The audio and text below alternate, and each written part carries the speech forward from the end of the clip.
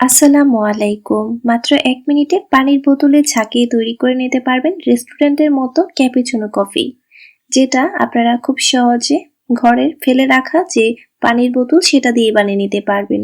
আর এরকম একটা কফি শপে খেতে গেলে কিন্তু ২৫০ থেকে ৩০০ টাকা লাগে, যেটা আপনারা ঘরেই খুব সহজে বানিয়ে নিতে পারবেন। এর জন্য এখানে আমি প্রায় ২৫০ ml পরিমাণ তরল দুধ খুবই ভালোভাবে জাল করে ঘন করে নিচ্ছি। আর দুধটা একটু ঘন হলে কফিটা খেতেও অনেক বেশি ভালো লাগে। এখন চলে যাচ্ছি কফি তৈরিতে। এর জন্য এখানে আমি একটা পানির বোতল নিয়েছি। যে কোনো বোতল দিয়ে কিন্তু এটা তৈরি করে নেওয়া যায়। এখন আমি বোতলের মুখটাকে খুলে নিচ্ছি। দিয়ে দিচ্ছি প্রায় ৩ টেবিল চামচ পরিমাণ কফি। এখন আমি নিয়ে নিচ্ছি টোটাল ৩ টেবিল চামচ পরিমাণ কফি। কফিটাকে আমি বোতলের মধ্যে ঢেলে নিচ্ছি। এখানে আমি টোটাল ৩ টেবিল চামচ পরিমাণ কফি তৈরি করব, যেটা আপনারা প্রায় ২ জন মানুষকে সার্ভ করতে পারবেন। তারপর একই পরিমাপে দিয়ে দিলাম ৩ টেবিল চামচ পরিমাণ চিনি এবং ৩ টেবিল চামচ পরিমাণ নরমাল টেম্পারেচারে থাকা পানি।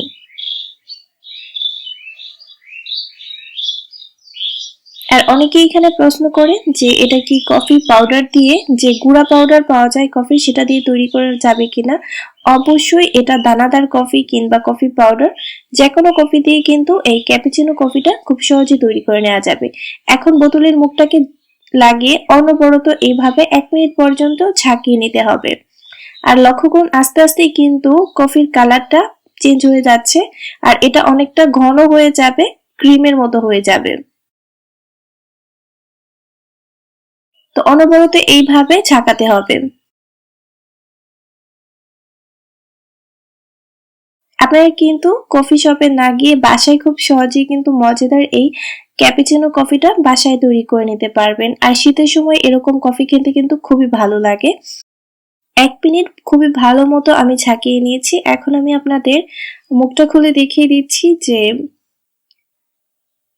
কফিটা লক্ষ্য করুন কতটা ঘন হয়েছে, অনেকটা ক্রিমের মতো হয়ে গেছে। এখন আমি একটা বাটির মধ্যে আপনাদের সাথে ঢেলে শেয়ার করছি। আমি যে পরিমাপ তৈরি করেছি সে পরিমাণে আপনারা ২ জন মানুষকে সার্ভ করতে পারবেন। আর নরমাল ফ্রিজে রেখে ১ সপ্তাহ পর্যন্ত কিন্তু এটা এয়ারটাইট বক্সে ভরে সংরক্ষণ করা যাবে।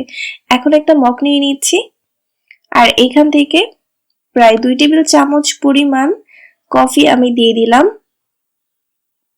তারপর জাল করে রাখা গরম দুধটাকে এর উপর ঢেলে দিচ্ছি।